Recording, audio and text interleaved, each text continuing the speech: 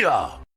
What's going on, ladies and gentlemen? Welcome back to the Fringe. As we talked earlier today and through other days about Doge and what's happening in the United States, as to why the question remains, does Canada need a form of Doge? I think that when Pierre Poilievre becomes Prime Minister of Canada, if he's given the opportunity, given the pace at which Mark Carney is catching up to him, I don't think he'll have a choice but to start something similar. I think that he'll definitely have to perform some audits. I know he's talked about cutting government expenditures dollar for dollar. He's talked about how they're going to save money. I want to highlight today why this is important, why we need a Doge in Canada.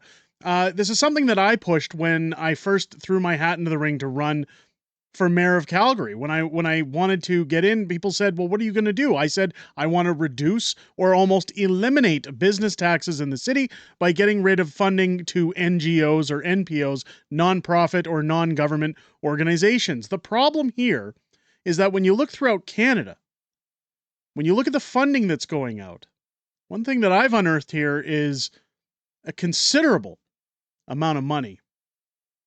And keep in mind that what I'm about to show you is coming out of your taxes as well. This is Canadian tax dollars paying for all of this. One of my very close associates brought this to my attention. We talked about the math. It was so startling, I had to share this with you guys.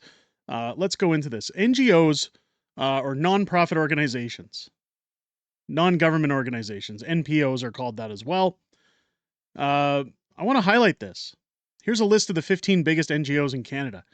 Now, keep in mind, some of these are charitable places that people say, hey, this is beneficial. Derek, these are registered charities. We donate to those.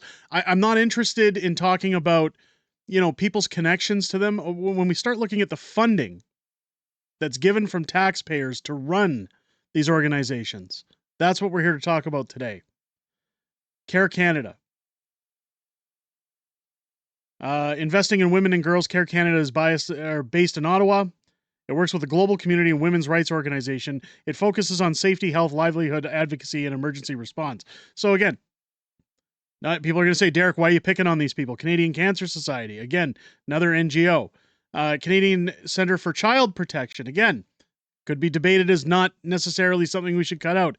Canadian Food Grains Bank, Greenpeace, Heart and Stroke Foundation, Islamic Relief Canada, Doctors Without Borders, or Médecins Sans Frontières, if you want to go French, Native Women's Association of Canada, Oxfam Canada, Plan International Canada, Sick Kids Foundation, the Winnipeg Foundation, United Way of Greater Toronto, World Vision Canada. People are going to ask, Derek, why are you bringing up this list? These are all charitable organizations. The problem here is that if you know anything about a corporation, if you know anything about running a corporation, or even a nonprofit, anytime these places do charitable events, anytime they do anything for the business, they are essentially allowed to write off what they are doing and not pay taxes. The other thing you have to take in consideration is that these people that work within these organizations do not work for free. That comes out of taxpayer pockets. The bloat is what we're focusing on today. These are just the 15 biggest NGOs in Canada. I'm going to break it down for you a little bit further. When you do a basic Google search, and anybody can do this, on how many NPOs or NGOs exist in Canada, or how many are employed. In 2021, nonprofit organizations serving households, businesses, and governments employed 2.5 million people, representing 14.5% of all jobs in Canada. So almost a quarter of all the jobs in Canada are through nonprofits and NGOs. Now, I've done a little bit of fringe math here. If we take a basic, generous salary at $60,000 a year, this is just federal, keep in mind. This is just federal nonprofit organizations. We're going to get into provincial and municipal after. 2.5 million people are employed here. I've asked Grok to calculate $2.5 million times 60,000 comes to a price tag of $150 billion every year that Canada is doling out. And that's just the salaries of these people. Again, you take out their funding, take out their write-offs, take out, again, there's people who make a lot more than $60,000 a year. I'm taking a national average when I calculate this in. Keep in mind that, again, because it's an NGO or a nonprofit organization, these folks are going to get paid slightly above pay grade. They're not going to get minimum wage. So based on $60,000 a year, even if there's some $40,000 a year employees versus what higher ups are getting, I think $60,000 we can all agree is a safe average. $150 billion a year. Now that's just federal. I took the liberty of checking on Alberta since I live here. In Alberta, community-based nonprofits employ almost 84,000 people. Nonprofits in Alberta contribute billions of dollars to the provincial economy. Okay, fair enough. You can talk about what it contributes, but taxpayers pay for the employees. Taxpayers pay for their write-offs. Again, if we were to take these 84,000 people and multiply it by the average salary, again, billions of dollars going out, while they say billions come into the economy. The problem here is that the government allows for these organizations to operate and have the write-offs that they have. If you look in Calgary alone, just at charities, registered charities, 24, you can look over to the side here where it says filters, 2,468 charities just in Calgary. Bow Valley College, Jesus Loves You Society, Ministries of Canada, Pro Arts Society, Riverbend Elementary Parents Society, Theatre Calgary Endowment Fund, the Mustard Seed Foundation. Again, I've worked with the Mustard Seed. They help the homeless. Again, some of these, not necessarily terrible, but what I'm talking about is the bloat. You're telling me that a city of Calgary, with only a couple million people, needs 2,400 operating charities? This is a way to get around taxation. This is a way to get around grants funding useless work for the most part. Ability Workshop Society. Bigs and Littles Theater Society. Whatever Storehouse 39-3-10 is. Weaselhead Glenmore Park Preservation Society. Ukrainian Canadian Civil Liberties Foundation. Partners in Deed Society of Alberta, St. James Anglican Church, the Quick Draw Animation Society, and this is just the first page. The reason I bring this up, again, if these businesses could operate on their own funding, then we wouldn't have a problem. But this is just in Alberta, this is in Calgary alone. This is all compensated by the federal and provincial and municipal governments. And that all gets paid for, ladies and gentlemen, by your tax dollars. When you look at NGOs, City of Calgary offers funding to nonprofits through the Nonprofit Affordability Support Fund and other programs. Nonprofit Affordability Support Fund, in 2025, up to $6 million will be available through this fund for nonprofits to operate. I mean, that's before they get their government write-offs. That's before they get their government assistance. This is just the city funding some of their operations. $6 million. There's only, what, 2 million in Calgary? Let me double check that while we're here. I know, I know people are going to say I'm off. 1.5. In Calgary, the population is going to be 1.5 million. I thought it was closer to 2. But out of 2 million people, or 1.5 million people, they're going to give $6 million. That comes out of your property taxes. That comes out of your fees that you pay to the city. And that's before they waste hundreds of thousands of dollars on art programs, on silly things. I've talked about the waste of Calgary alone with installed woke Mayor Jody Gondek a million times. But this is why something like Doge is needed in Canada. We have to audit not only our provincial, municipal, and federal governments, but also our government leaders. I mean, look at what our leaders are worth. If you do a search on Justin Trudeau's net worth, in 2025, Justin Trudeau's net worth is at an estimated $96 million, and I've been told it's higher than that. I've been told it's closer to the 130s. Again, I'm basing this off of a general search. And this 96 million is kind of the consensus number that it's giving me through multiple sources. But here's the alarming thing. Justin Trudeau's net worth before becoming prime minister, before assuming office in 2015, his net worth was an estimated $1.2 million. His income primarily came from teaching, public speaking, and his family inheritance. However, his wealth significantly increased during his tenure as prime minister due to salary, bullshit, investments, and asset appreciation. How do you go from 1.2 million to almost 100 times that value in 10 years? If this is an accurate number. Sources of wealth. Trudeau inherited over $40 million from his father, which formed the foundation of his financial standing. Additionally, he was invested in real estate, owning properties worth approximately $50 million. Holds a stock portfolio valued at $20 million. Apart from his investments as prime minister, why is a prime minister allowed to be making those kind of investments? That sounds like insider trading to me, especially when you have influence over those markets. He earned an annual salary of $379,000, contributing further to his overall net worth.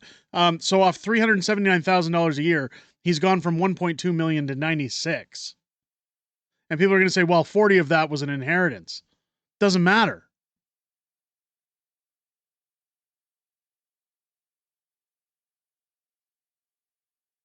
I mean, it goes on to talk about controversies, criticism, all of his information. And it wouldn't be fair for me to just point out Justin Trudeau if I didn't look into Pierre Poilievre. $25 million net worth of investments. Now, keep in mind, this guy didn't have a rich father who passed away and left him $40 million. He's been a lifelong politician.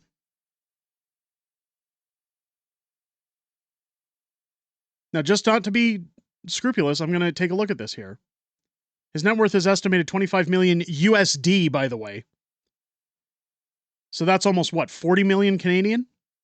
This includes his salary as an MP, his investments, and his equity in his consulting firm, Samara Strategy Group. Poilievre is a Canadian politician who's been MP from the Conservative Party of Canada. It gives his history. Here's his real estate assets. Pierre's most profitable property is a 3-story home in Ottawa's Rockcliffe Park neighborhood, the home which he purchased in 2013 for $4.5 million, is now worth an estimated $6 million. How do you afford a $4.5 million home in 2013 on an MP's salary? MPs make about $200,000 a year, keep in mind.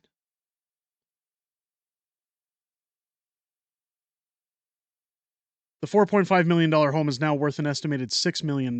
Fair enough. Appreciation over time. That's roughly 10 years, 12 years. I'll buy that. Poilievre has a real estate portfolio with an estimated $10 million. His properties are located in Ottawa, Ontario, Calgary, Alberta, and British Columbia. Poilievre also owns a condo in downtown Ottawa, which he purchased in 2008 for $750,000. The condo is now worth an estimated $1.5 million. In Calgary, Poilievre owns a 2-story home that he purchased in 2005 for $1.2 million. This was the one I wanted to highlight. Now, Pierre Poilievre and I, believe it or not, ladies and gentlemen, we're the same age.